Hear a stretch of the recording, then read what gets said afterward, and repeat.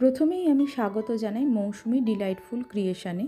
প্রচণ্ড গরমের কথা মাথায় রেখে আমি আজকে যেই রেসিপিটা আপনাদের সঙ্গে শেয়ার করছি সেটা করতে খুবই কম সময় লাগে, বেশি তেল মশলাও ইউজ হয় না, আর খুবই পুষ্টিকর, শরীরকে ঠান্ডা রাখে লাউয়ের রেসিপি। চলুন দেখে নেওয়া যাক কীভাবে আমি এই রেসিপিটা বানাচ্ছি স্টেপ বাই স্টেপ। আমি একটা লাউকে এইভাবে প্রথমে কুচিয়ে কেটে নিচ্ছি।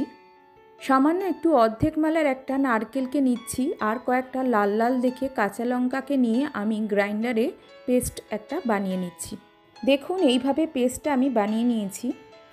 এরপর গ্যাসের ফ্লেমটা অন করে দিয়ে একটা কড়াই বসিয়ে তাতে 2-3 চামচ সামান্য একটু সর্ষের তেল নিয়ে কয়েকটা বড়ি ভালো করে লাল লাল করে ভেজে নিলাম। আমি এখানে বিউলির ডালের বড়ি নিয়েছি। বড়িগুলোকে একটু লাল লাল করে ভেজে একটা পাত্রে আমি তুলে রেখে দিচ্ছি। তারপর আমি ওই একই কড়ায় 1 টিস্পুনের মতো আমি এখানে সর্ষের তেল ইউজ করছি।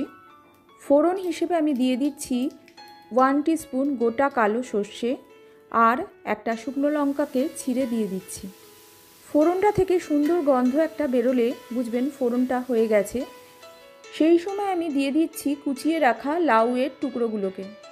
এই রান্নাটায় আলাদা করে কোনো জলের প্রয়োজন হবে না।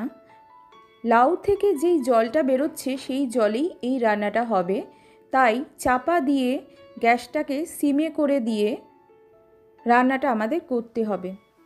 অবশ্যই গ্যাসের ফ্লেমটাকে লো ফ্লেমে রাখবেন। এই সময় আমি দিয়ে দিচ্ছি সামান্য একটু হলুদ গুঁড়ো, 1 টিস্পুনের মতো আমি এখানে লবণ অ্যাড করছি।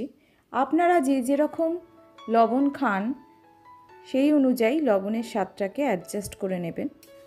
এখানে আলাদা করে কোনো গুঁড়ো লঙ্কার ইউজ হবে না, কারণ আমি নারকেলটা যখন পেস্ট করেছিলাম অলরেডি আমি সেখানে 3-4টে কাঁচা লঙ্কা দিয়েছিলাম লাল লাল দেখে, সেই জন্য আলাদা করে ঝাল দেওয়ার কোনো প্রয়োজন হবে না। গ্যাসের ফ্লেমটা লো ফ্লেমে রেখে এইভাবে আমাদের রান্নাটা করতে হবে। একটু চাপা দিয়ে মাঝে মাঝে একটু নাড়িয়ে দিতে হবে।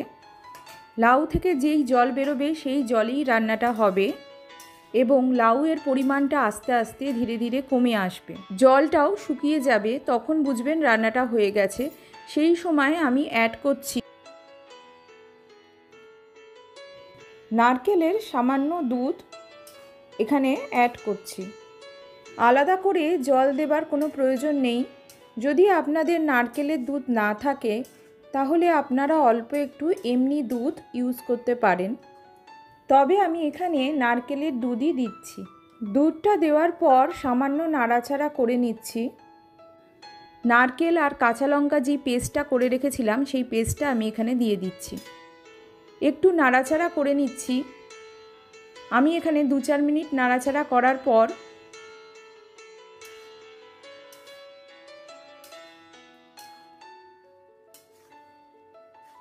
আমি কয়েকটা বড়ি এখানে ভেজে রেখেছিলাম, সেই বড়িগুলো ভেঙে হাত দিয়ে গুঁড়িয়ে দিয়ে দিলাম।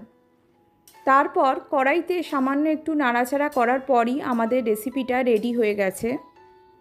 আমার ভিডিওটাকে ভালো লেগে থাকলে অবশ্যই একটা লাইক দিতে ভুলবেন না, আর ভিডিওটাকে আপনাদের বন্ধুবান্ধব আত্মীয় স্বজনদের সঙ্গে অবশ্যই শেয়ার করে দেবেন। চ্যানেলকে অবশ্যই সাবস্ক্রাইব করে নেবেন। নামানোর আগে আমি এখানে 1 টিস্পুনের মতো একটু চিনি অ্যাড করলাম। চিনিটা অবশ্যই দেবেন, স্কিপ করবেন না। এরপর পরিবেশনের জন্য আমি একটা সার্ভিং ডিশে এটাকে তুলে নিলাম। এবার এটাকে সার্ভ করা হবে। গরমের দিনে ভাতের সঙ্গে অথবা লুচি, পরোটা, রুটির সঙ্গে যে যেরকম আপনারা খেতে পছন্দ করেন সেইভাবেই রান্নাটা করে খেতে পারেন। আপনাদের বাড়িতে অবশ্যই এই রান্নাটা করে খাওয়ার অনুরোধ রইল। আশা করছি আপনাদের ভালো লাগবে। আপনারা কমেন্ট অবশ্যই করবেন আপনাদের কেমন লেগেছে।